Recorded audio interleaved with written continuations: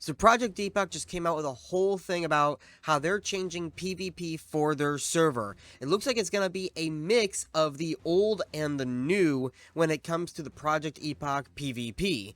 You can see here all of this. Now I'm not gonna go through word for word on everything, but we are gonna cover the main things starting right here. So it looks like they're mixing it with a little bit of vanilla and Wrath of the Lich King. And what I mean by that is they're getting rid of the ranking system from Classic WoW, but you can still obtain the titles and everything, though it's going to be through achievements. As you see here, Grand Marshal, you need the 100,000 honorable kills. High Warlord, same thing. And then for Warlord, it's 65,000. You can still get your title, but also, if you get the Grand or High Warlord, you can get Reigns of the Armored Brown Bear, which I wonder if they're going to look different for Horde and Alliance, because that would look cool if they were, it says Reigns of the Armored Brown Bear, but if it was like the Black Bear from killing the city leaders in Wrath of the Lich King, where one's got blue armor, one's got red armor. Is that how it works? I don't remember. But if they looked different for blue armor, red armor, then that would be really cool. But that's where they're gonna go for when it comes to the titles and just rewards like that. The stat, so they're bringing back resilience, but instead of it being called resilience, they're going to be calling it PvP defense. Now, if you don't remember what that is, that was a PvP specific stat, and they even say right here, PvP defense is going to be for gear only for PvP, so it's not going to benefit you in PvE anyway. And the example is decreases your damage taken by players by 1%. Now, they are talking about currency and seasons. Now, it's going to be how it is. I don't know if it is right now, but how it was for the majority of World of Warcraft's life cycle is, where there's going to be conquest points as well as honor points. Now, the conquest points are only given to you. I forgot. It says right here. They're only given to you if you do arenas and completing your first random battleground of the day. Now, let's see, there is a weekly limit on how many conquest points you can earn, but your weekly cap will increase if you did not earn as much as you can the previous week, which is good. That means you don't have to consistently farm every single week. If you missed a day or two, it's not going to kill you. That's pretty good. Marks of Honor, okay, blah, blah, blah. So the Marks of Honor, you get by doing basically every PvP thing. After your first random battleground, you'll start getting honor points for that, and then just PvP in general will give you honor points. Now, I don't remember where it said, but I remember reading that the conquest points are use them or lose them in terms of the season. So when the season changes over from season 1 to season 2, then you're gonna lose conquest points that you did not spend, but your honor points and Marks of Honor, it looks like, yeah, your honor points and Marks of Honor you will keep throughout the seasons, so you could use that to buy PvP gear that is specifically for PvP, which is good. Let's see, down here it's just some like PvP gear, like what they're looking for in terms of PvP gear.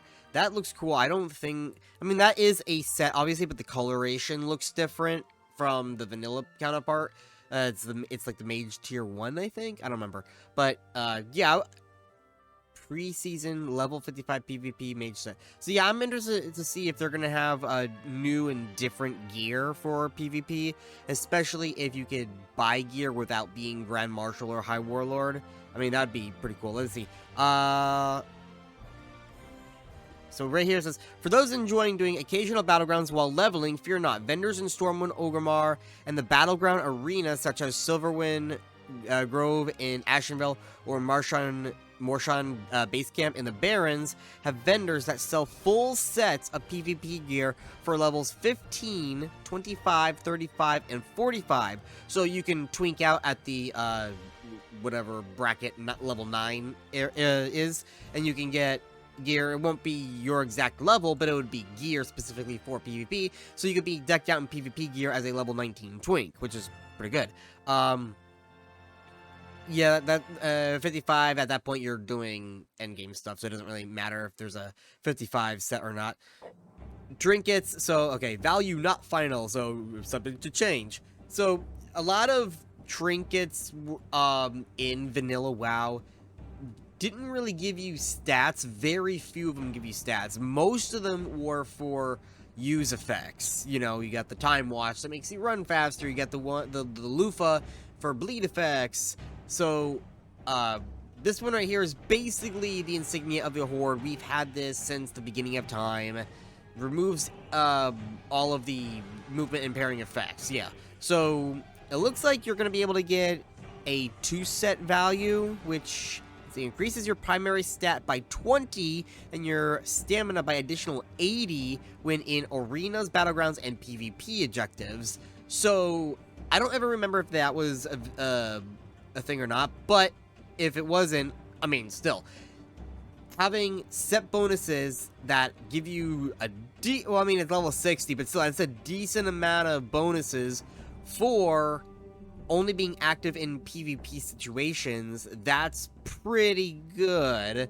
I'm liking that. And then here they have some things right here, if you want to stop and read it real quick, that that's just an example of what they're thinking, but things are subject to change.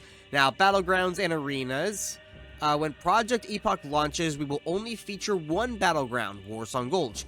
When Season 1 begins, we will open up with 2 more battlegrounds, which will be Alterac Valley and the new Gilligajim Island, which Gilligajim Island, now if you played Turtle WoW, they turned that into a leveling zone. Here, Gilligajim Island is being turned into a battleground, which will be similar to Eye of the Storm from TBC. So TBC, we all know Eye of the Storm and how it plays. Just by looking at the map, and I mean, just look right there. There's the center with the flag, and you got the 4 points, the runway. It's basically Eye of the Storm, just in Azeroth rather than Outland. So that's completely fine. Winning a battleground will reward you with honor points, marks of honor, yada yada yada, and a small amount of conquest points at level 60. And experience, I guess, if you're not level 60. I mean, if you can get experience points from PvP, then people will want to, if they only care about PvP, that's a valid way of leveling up. And that's completely, I mean, that's fine. More ways, more types of ways to level up in the game besides purely questing is completely fine. I mean, I'm fine with getting experience from professions if you just want to do professions. Shut up, Discord. I'm completely okay with that. Now, here's some pictures of the Gilligajim Island. Now, we've seen this one already. Oh, is this opened up another tab? How do I go back? What? Hello? Oh, there we go. Then, here's another one here. Like I said, it's the 4 corners. That looks like the Horde area because it's got like a troll thing. Maybe. I don't know. Then, from there, let's see. Miscellaneous additions. Visibility is an extremely important aspect of PvP. You need to know at glance if you're looking at a hunter pet or a druid bear form. It is common to see druids use Savory Delight to mask what shapeshift they are using. I have actually never heard of anyone do that. That sounds pretty funny. Okay, so, it might be difficult to tell if you're looking at a druid, if they have a glyph applied. To resolve these issues, you will now see an icon above the head of any player using a cosmetic to hide their current shapeshift. That's pretty funny. So, okay, so if you're a druid in bear form, for example, and then you put on any kind of disguise, the symbol above their head tells you what they are, because you can see right there, that's obviously a moonkin. So, let's see, so that goes for tree of life form, ghost wolf form, cat form, travel form, aquatic form. Okay, so, yeah, that is actually pretty, I'm okay with that. That's pretty funny, actually. And then conclusion. Project EPOCH is a primarily PvE-focused server, but we will still aim to provide content for players that enjoy PvP. During Beta 2, you will be able to test up to level 45 PvP gear, which includes our new trinkets. PvP can be a difficult topic as many players enjoy it for entirely different reasons, and often passionately so. We are eager to hear what you think. So yeah, what do you guys think of all these new PvP changes? Now, it looks like it's only gonna be in specific PvP areas, and they're not gonna have a war mode like Turtle WoW does, where you can have a war mode and then you can see everybody out in the world, but only people with flag can fight. Now, I would be completely okay if they added a like a RuneScape wilderness area where it's a zone specifically for open world PvP. That's all you do. There's no reason to go there for PvE purposes, but there's plenty of objectives to do for PvP, and you would want to go there for finding other players who want to engage in PvP, like an outdoor I'll say Alterac Valley or Wintergrass, but it's not a battleground per se. It's more of, you know, having towers out in the world to, you know, like in Hellfire, or in they did that in Eastern Plaguelands, like the capturing the towers, or maybe random. They said they want to do random events in the world, so maybe PvP events where it's like, okay, we're pushing on the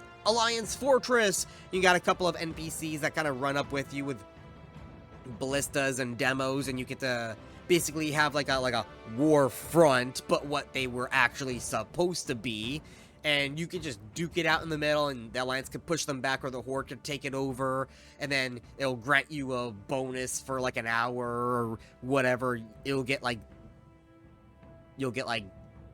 30% more honor points for doing stuff, so long as you have that tower controlled.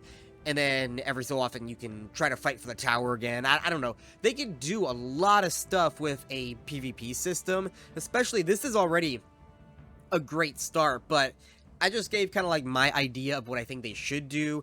Any ideas you have, they are very open and talkative on their Discord. So if you go to their Discord, talk to them. The devs are on there every day talking to people, throw ideas out there, people will talk about them, discuss them, and so far I have not really seen any drama per se. I haven't seen anybody yelling at anybody like, oh, you're fucking stupid, and anytime there's a hint of that happening, it's shut down right away, but, you know, in a reasonable sense, like, hey guys, chill, you know, don't start stuff. But yeah, this is pretty fun, and I'm looking forward to this. But anyway, that's gonna be the end of my video after ranting for like 10 minutes here. And if you're interested in seeing more Project EPOCH stuff, I'm covering EPOCH. I'm playing the betas when they come out. Looks like beta 2 is getting pretty close. They have another update that I'm gonna come out with. This one is a little bit old, and I'm sorry for that. I was gonna make a video like a week or two ago when it came out, and I completely forgot about it. Yeah, December 15th, so like a week ago. I completely forgot about it until today. So, yeah, there's another one that came out with. That video is gonna come out in a couple of days from now. Also, some Turtle WoW. I'm gonna be doing Christmas stream. So, Sunday. Turtle WoW Christmas stream. Anyway, I will see you later. And subscribe and like the video.